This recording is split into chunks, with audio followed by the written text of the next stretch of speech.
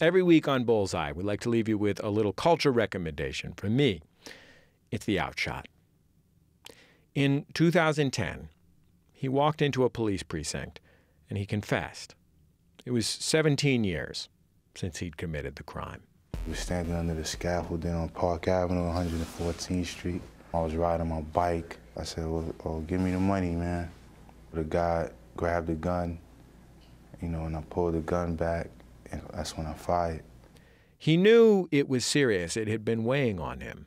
But he didn't know that the man he'd shot had died. His lawyer said he was in NA, Narcotics Anonymous. He was trying to get off PCP, trying to make amends, to get right with God. Police said that the first time he confessed, he was so high they couldn't make sense of what he said. They kicked him out. It was his third time in that finally convinced them he was a murderer. What led you to walk into that police station? I think I was just at a point, where there was like enough is enough. But nobody else knew about it? You could have just kept quiet and dealt with it on your own. The dealing with it was killing me. That's the epilogue to G. Dep's story, but I actually want to talk about a record.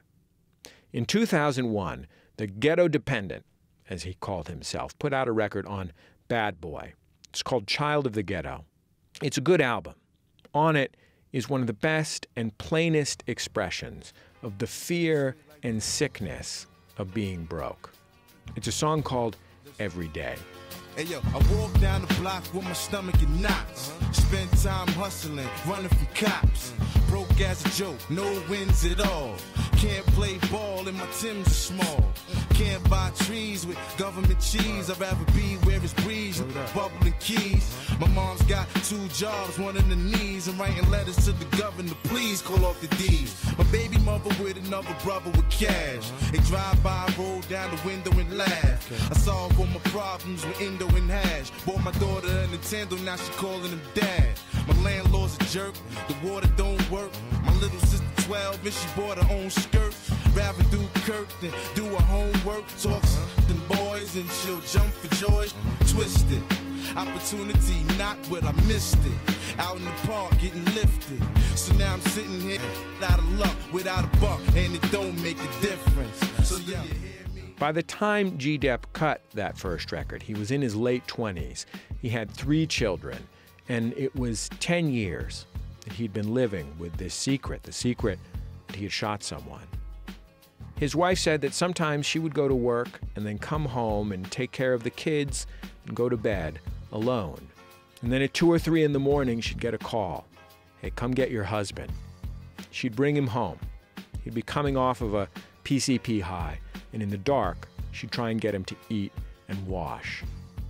On Every Day, there isn't any grandiloquence. It's just a list of the pains and indignities of living on the edge of desperation. I had a little money, but it came and it went. Now I see we pay the rent or stay in the tent. And it don't make sense, how this shit is intense. You know you got up in your pocket is lint. You get the hint, I had a cigarette for breakfast, just for beginners. Cry for my lunch and sleep for dinner. Try to go to church, priest call me a sinner. They call me everything except for a winner. I'm walking in the rain, wishing things would change. It ain't a game, man, I pawned all the rings and chains. Emotionally scarred from losing my job, past the nod. Times is hard. Now do you hear me? You can hear G. Dep's burden on the record.